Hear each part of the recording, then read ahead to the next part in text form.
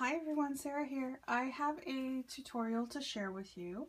I have decided that I'm going to try and do a tutorial a week, so whether it be actually creating something or how to do something or just coloring. So I'm going to start recording them and scheduling them for once a week. And this is my first one.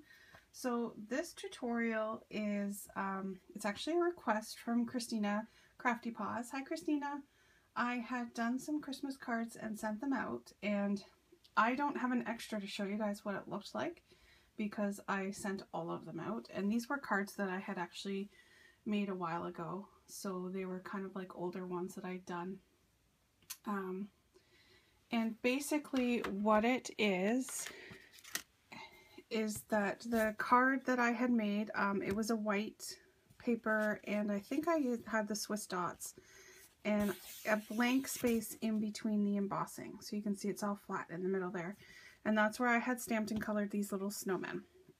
Super cute little snowmen that I have in my stash. Now, when I had made those cards, I did not have the exact supplies to make them, so I had made up my own, and I have since gotten rid of them because I purchased, gonna do this, these templates, and these are from Tim Holtz. I don't have the oh sorry, I don't have the label. I guess the label fell out and I didn't put it back in, but I have the packaging. I had purchased them at Scrap and Great Deals. That's my local scrapbook store. It is also an online store. I'm not sure if they still have them, but I'm sure you can buy them somewhere. So what they are, this one is still in the plastic because I haven't used it yet. They are the thick plastic templates with the holes, and it comes with 3 of them. So this one has an oval at the top, which you could use to stamp your sentiment into. And then it has a circle in the center and then an oval in the center. And it comes with the cutout pieces so that you can do it the reverse way. So if you wanted it flat all the way around, but embossed in the middle, you would use that. So what you need, I have a cuttle bug. Sorry, I'm not sure exactly what plates you would need if you have a big shop, but I'll tell you what you need for cuttle bug. That's what I've always had, and I probably will always have. Space-wise, I don't have room for anything else. So you need your base plate, the big thick one, and a B plate. And I always keep one B plate that's not used for cutting so that it's nice and flat and there's no worries. So, and then you also need an embossing folder. So I pulled out a couple here. I have some lips and some hearts and some stars.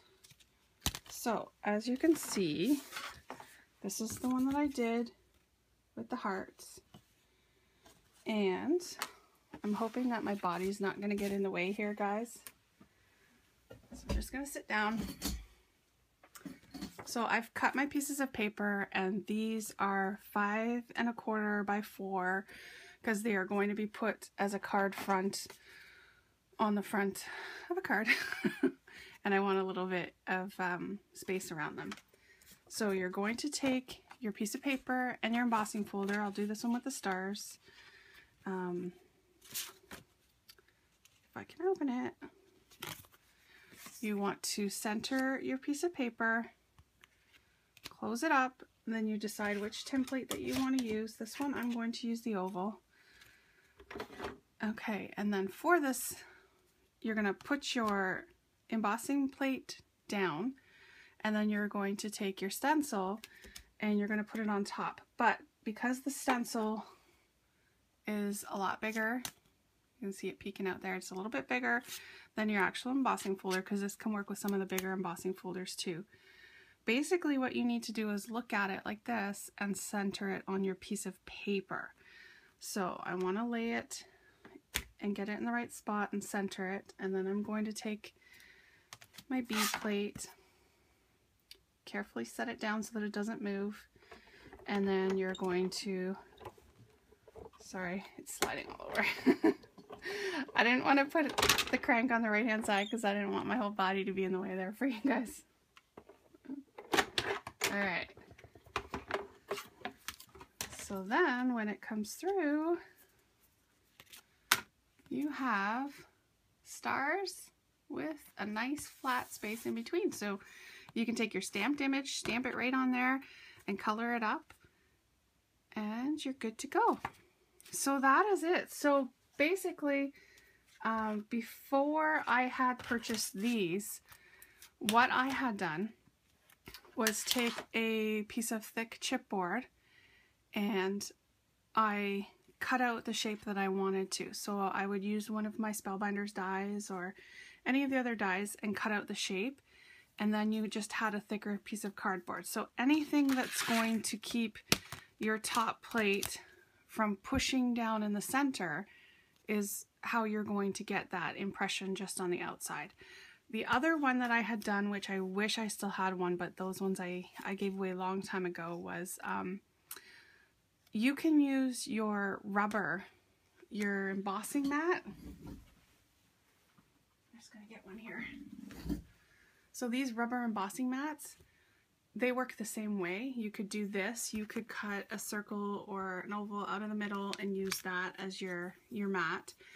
But if you go to the hardware store, in the plumbing section, they have the round circles that are like a frame. And mine was a red one. I can't seem to find it anywhere. I don't know where it went, but it was a nice thickness like this.